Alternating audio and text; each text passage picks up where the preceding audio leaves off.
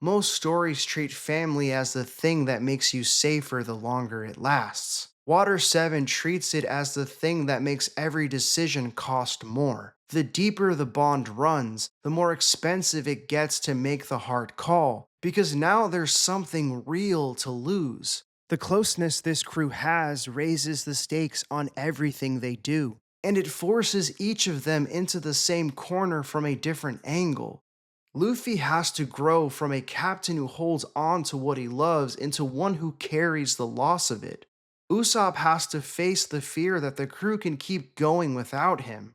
Robin has to do the hardest thing on that list, which is to believe she's worth saving at all. This is the Water 7 arc, episodes 229 through 263. The story doesn't resolve when this stretch ends. Episode 263 leaves the crew right on the doorstep of Enies lobby, the moment before they reach it.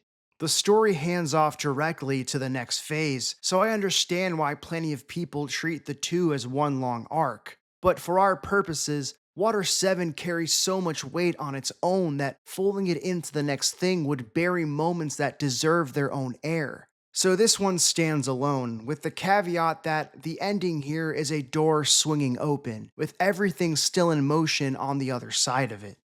For myself as a first-time viewer, there is a lot to navigate. There's a city to learn, characters to meet, and mysteries to untangle. All of it sitting on top of a secret organization hiding in plain sight. The arc moves fast and it hits hard, and it kept me off balance in the best way.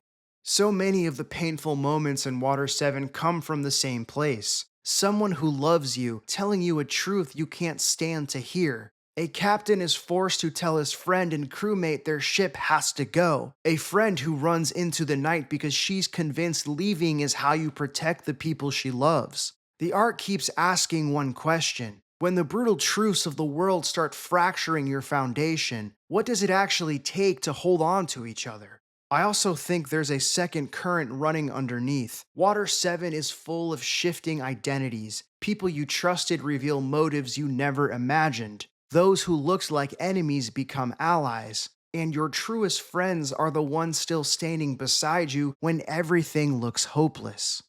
Zoro named the foundation of this back in Long Ring Longland. The moment you decide to set sail, you own everything that comes after. Water 7 is where the crew learns the rest of that lesson. Owning it sometimes means bearing the agonizing weight of a choice that breaks your heart. And sometimes it means refusing to let a friend carry their heaviest burdens alone.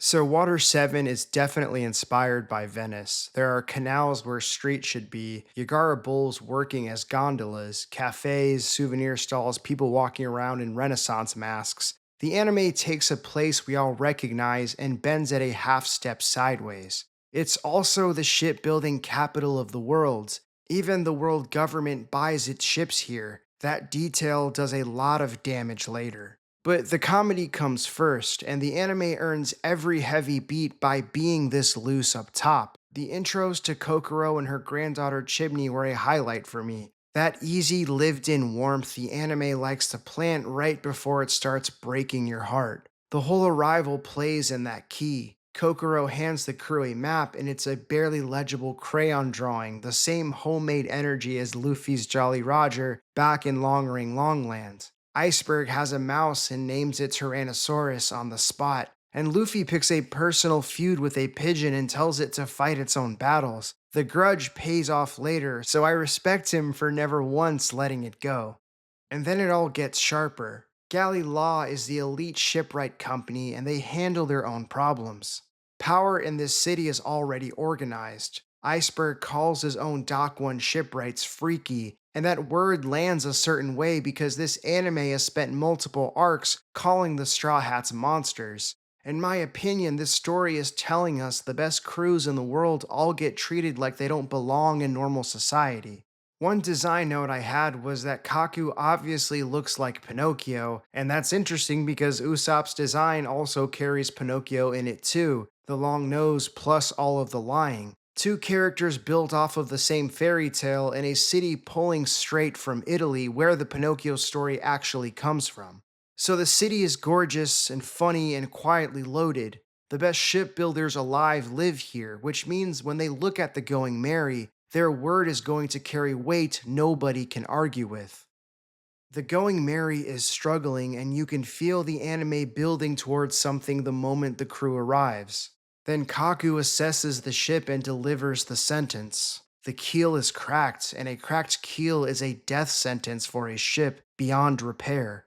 It lands like a death in the family because that's what it is. The ship came out of Syrup Village. It carried them through Arlong Park, through Alabasta, into the sky and back down. It has been the one constant home for a crew that doesn't have any other home.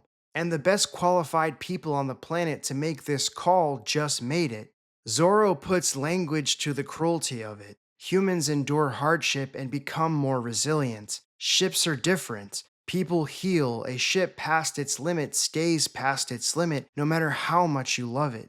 And Luffy stands by the Mary on instinct. He knows nothing about ships, but it's his, so it stays. And I love that Iceberg calls him on exactly that. Blind faith is beautiful right up until it puts the people relying on you in danger. Luffy, as the captain, owes it to this crew and he owes it to the Mary to give everyone a vessel that can actually carry them where they're going. What he does with that is a great sign of real leadership. He listens, he changes his mind, he announces it's time to say goodbye to the Mary. A lesser captain digs in to protect his pride. Luffy is too good of a leader for that, and too good a friend. He's not too proud to be wrong out loud. The call cuts deeper than a logistics problem. The Mary holds a version of every person on this crew, the Luffy who met each of them at one time, the Zoro from before he understood what a crew even was, the Usopp who called himself a pirate for years in Syrup Village before the Going Merry turned the claim into something he actually lived, the Nami who sailed with his crew while still planning to rob them before she let herself believe she could belong to anything. All of those people lived on that ship. So calling the Mary finished says those versions of them are finished too. Losing the ship means accepting that you don't get to stay the same person who first stepped into it. The trouble is that one member of this crew can't follow Luffy there, and that fracture is about to open into the most painful stretch the anime has given me so far. Before the heartbreak, the anime remembers to be hype, and I needed it. Usopp gets jumped by the Frankie family and beaten badly. The crew's money, 200 million berries meant to repair or replace the ship, gets stolen off him. I have never seen Usopp this serious. He's crushed in his body and his spirit, and he can't even face the crew because in his head he let everyone down. Then he goes after the Frankie family alone and gets beaten down again. Rage with no plan is still rage with no plan. So the crew goes to the Frankie house, and to me, it's the Arlong Park walk all over again. Luffy, Zoro, Sanji, Chopper, they move toward people who hurt one of their own. The second Zoro ties on the bandana, you know it's finished. They don't care about the money anymore. This is about standing up for Usopp and nothing else. And they take the place apart from the inside. I'm all for deep meaning hiding in small details. That's most of what I do here, but sometimes you just need a badass shonen sequence where the heroes shine and the audience gets to cheer. Water 7 gives you that, and then it uses the goodwill to set up the hardest thing it's about to do. Luffy makes the logical call. The Mary can't be saved, so they let it go and move forward. Usopp can't accept it, and the anime makes you understand exactly why.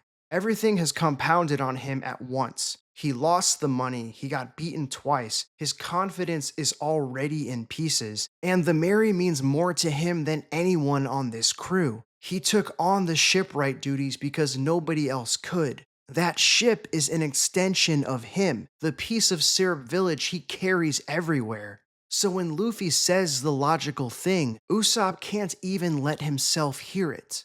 He pours all of that frustration and shame into the worst possible place. He's human. We've all been the person who lets emotion override sense when the truth is something we refuse to accept. Usopp says some harsh things. I think he says things he doesn't really mean, including questioning Luffy as a captain. And Luffy starts to say the worst possible thing back, that Usopp can leave, before Sanji kicks him to cut the sentence off. That kick is Sanji literally knocking sense into the room. It's harsh and it's necessary. A friend stopping another friend from saying something that can't be taken back.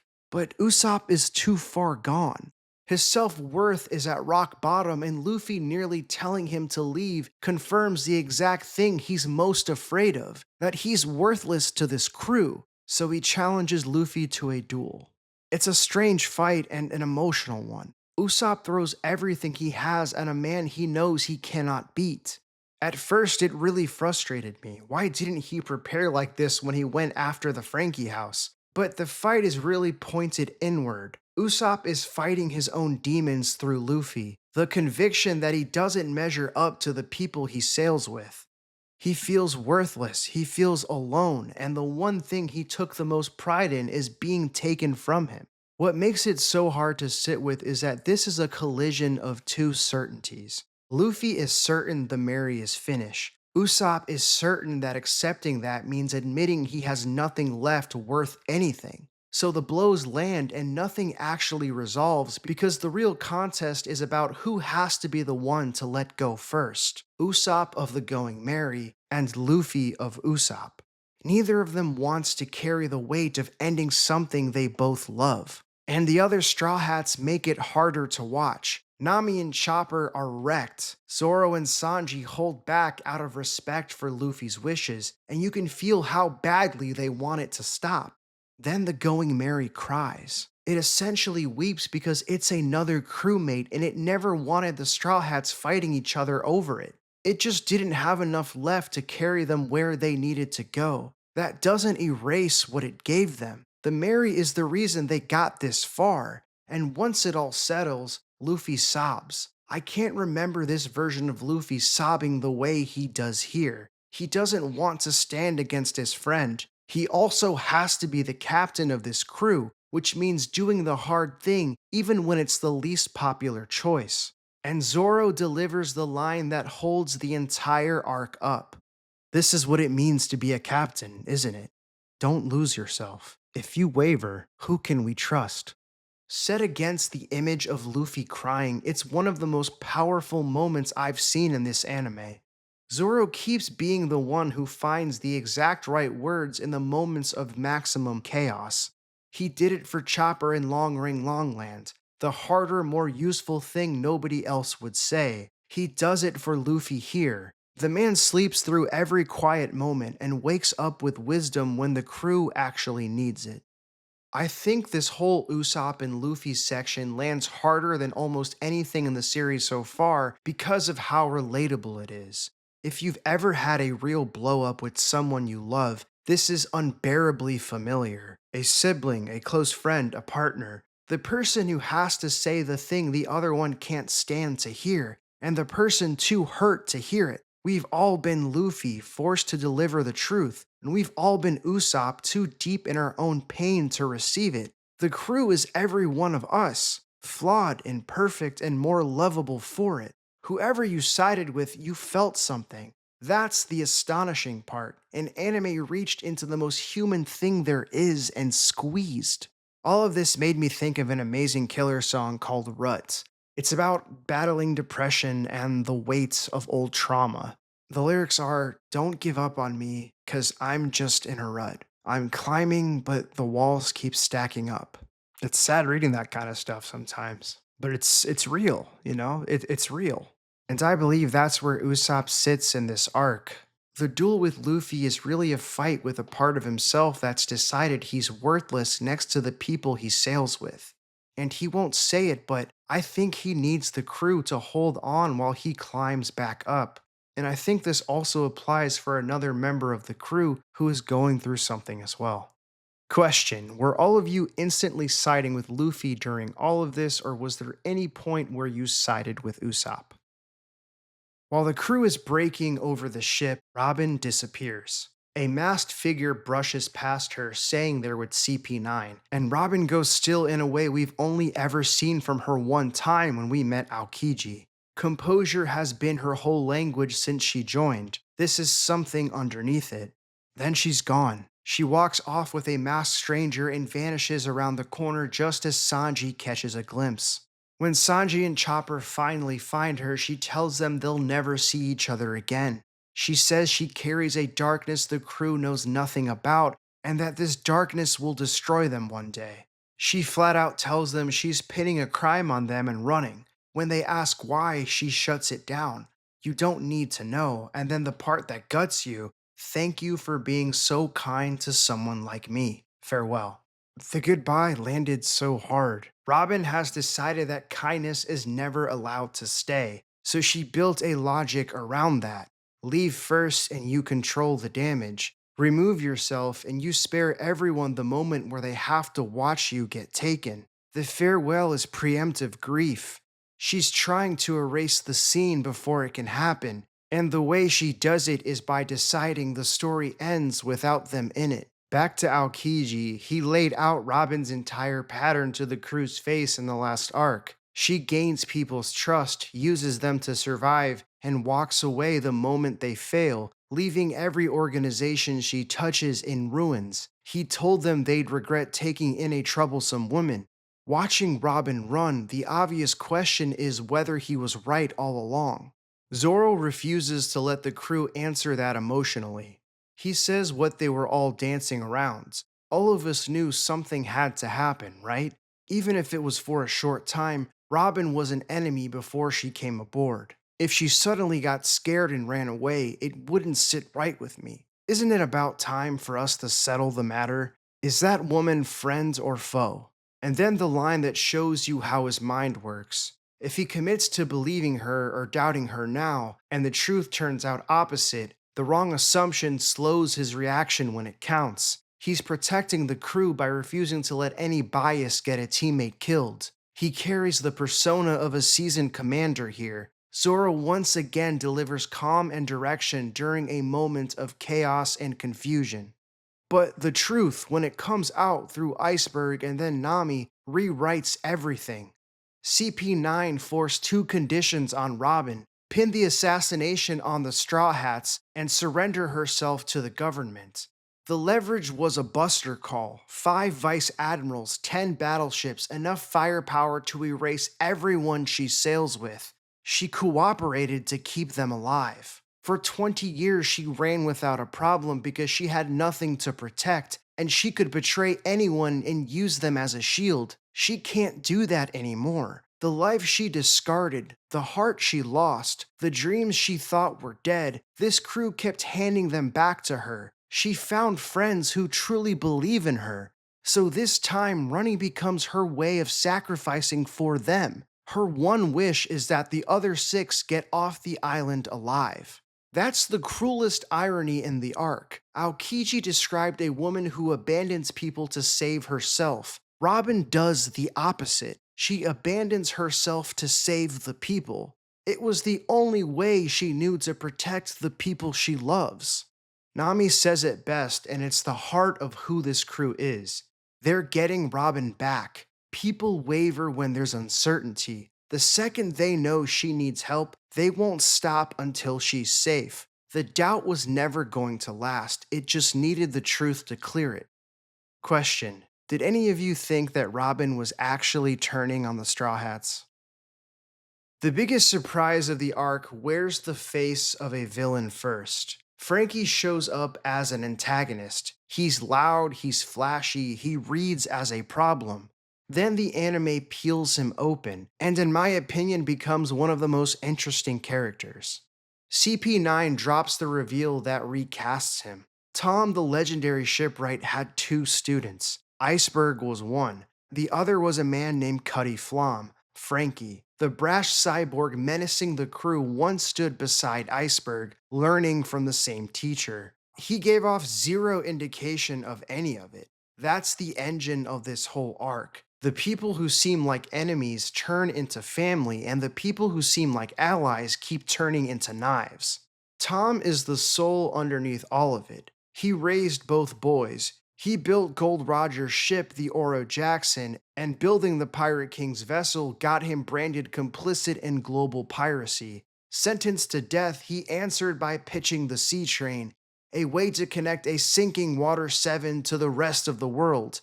He built it, the city survives because of him. Tom's philosophy is the thesis of his whole life, and the anime shows us that more than once. There aren't separate plans for pirate ships and any other ship. A vessel only becomes specific the moment you raise a flag over it. A ship is a ship, whatever cause it carries. And when Frankie regrets building the battleships that got used against him and Tom, Tom punches him for it. Building a ship is never a question of right or wrong. Whatever it does, whoever it hurts, the one who made it must love it. You must not deny what you create. Never blame the ship. A man should be damn proud of the ships he builds. Do all you can do and be damn proud of it. We learn Frankie's parents abandoned him, so Tom's lesson is doing double duty. It's about ships and it's about a kid being told his existence has worth no matter what the world is made of it. Don't deny what you create. The mirror to Frankie's own abandonment is right there. And Tom proves the philosophy with his life. Framed with no way out, he takes the original death sentence to keep his students clean, so neither boy carries the blame. Found family in its purest form, a man dying so the people he raised can be free. Frankie is enraged, desperate, screaming for Tom to come home and keep teaching him. Kokoro, who worked beside them all, is still drinking over it years later, and a question I had early on about why she drinks answers itself. This tragedy hollowed her out too. Then Frankie takes everything Tom gave him and hands it to Usopp.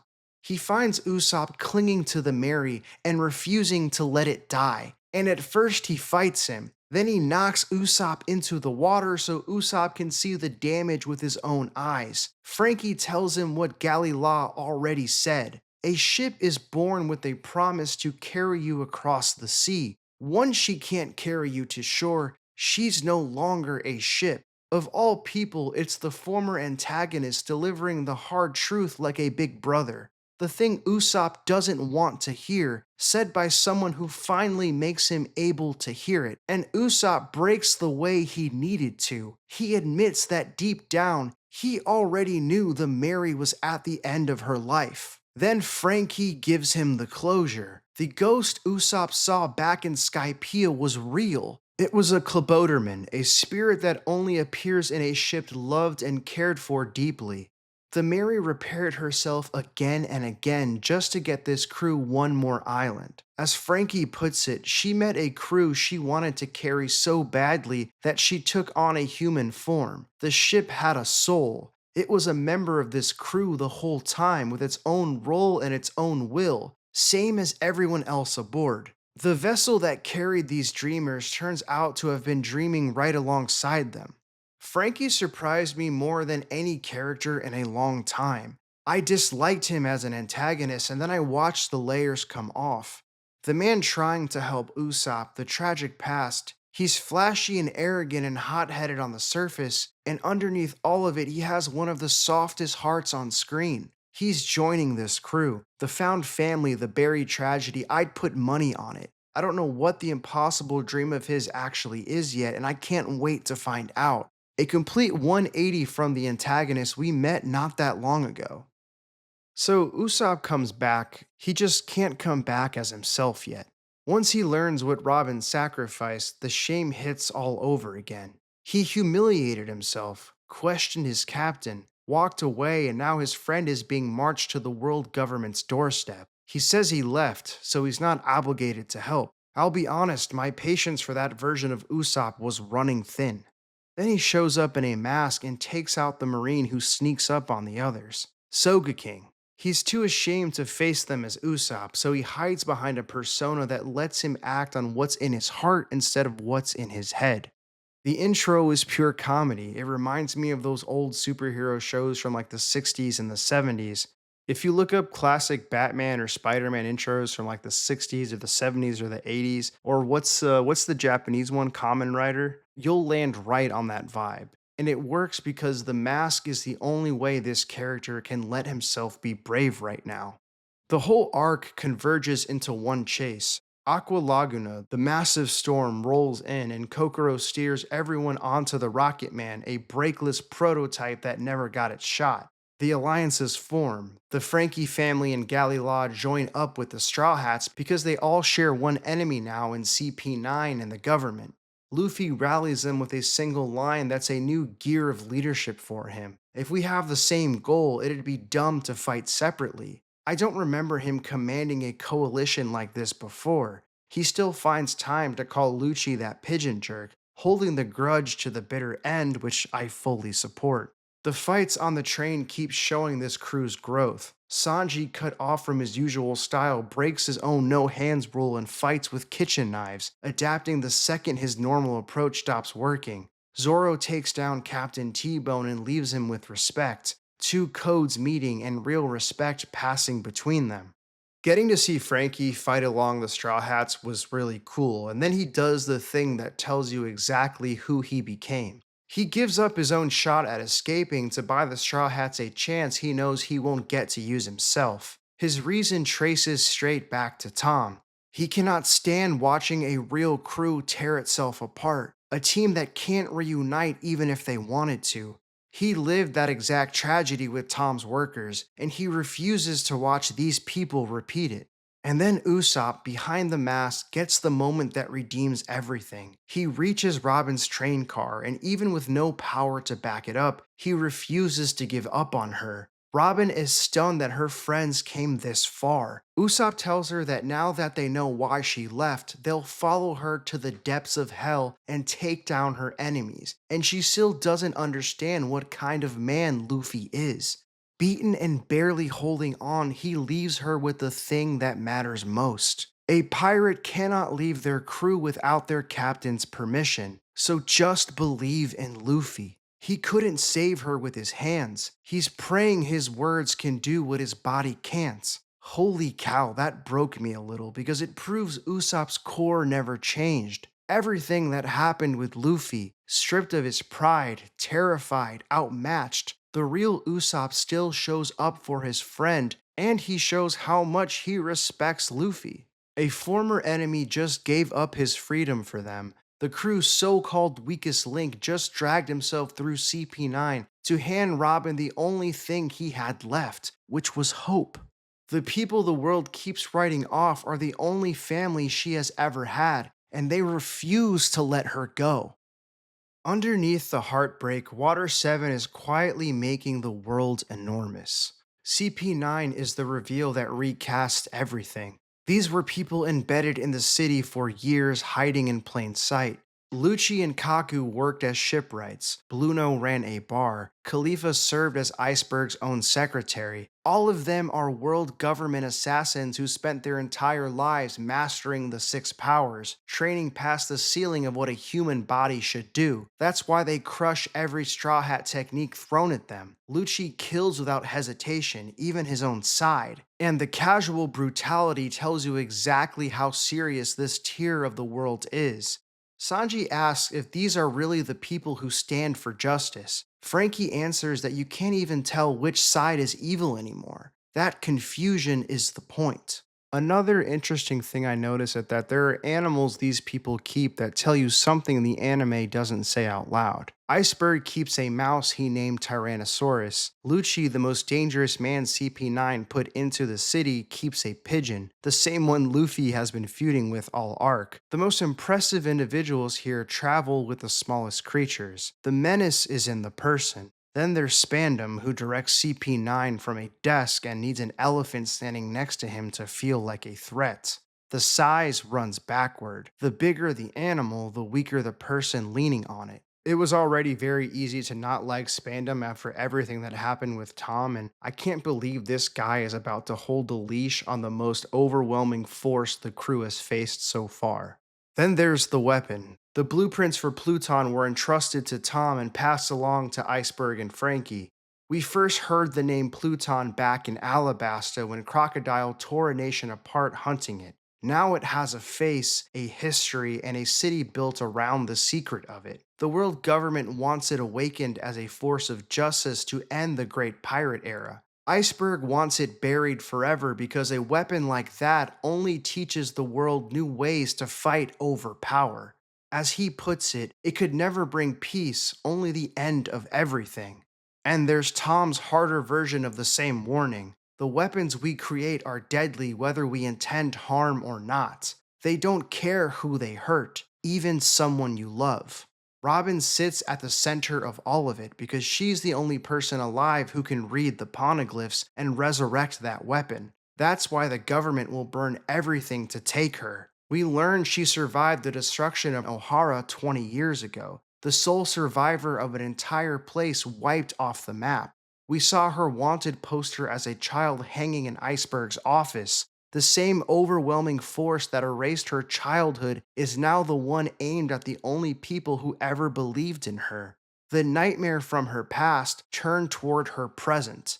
Of course, she stopped resisting. The horror was personal before it was political, and it all points one direction: Enies Lobby, the front door to the entire world government. A place no pirate would ever consider raiding, because the outcome is supposed to be a foregone conclusion. The Straw Hats are sailing toward it anyway, through a flood on a prototype train that never got its shot, with a small group of allies behind them, to take back one crewmate the world says they shouldn't want.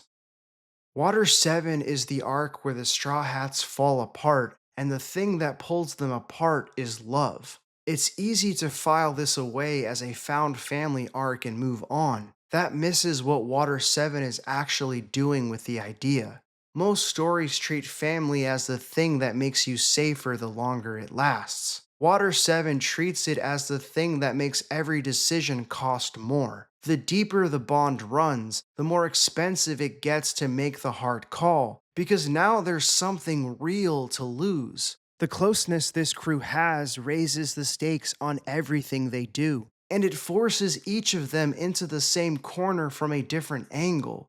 Luffy has to grow from a captain who holds on to what he loves into one who carries the loss of it. Usopp has to face the fear that the crew can keep going without him. Robin has to do the hardest thing on that list, which is to believe she's worth saving at all. A ship loved its own crew enough to patch itself back together and give everything it had left for one more voyage.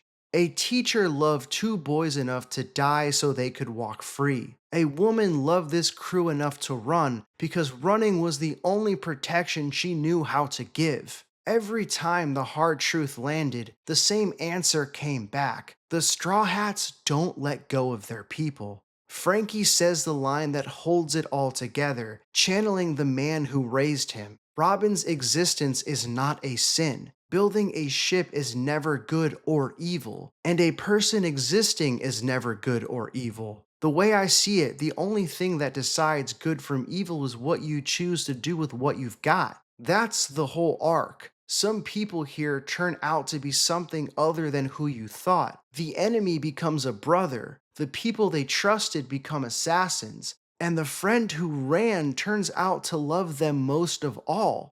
That's where this stretch leaves us. The crew is scattered across a sea train with a group of former enemies riding alongside them. All of it pointed at the world government's front door. The door is open. Enies Lobby is on the other side of it. And after watching these people chase down a friend who tried to push them away, the one thing I can't picture is them holding anything back when they get there. I'll see you in the next one.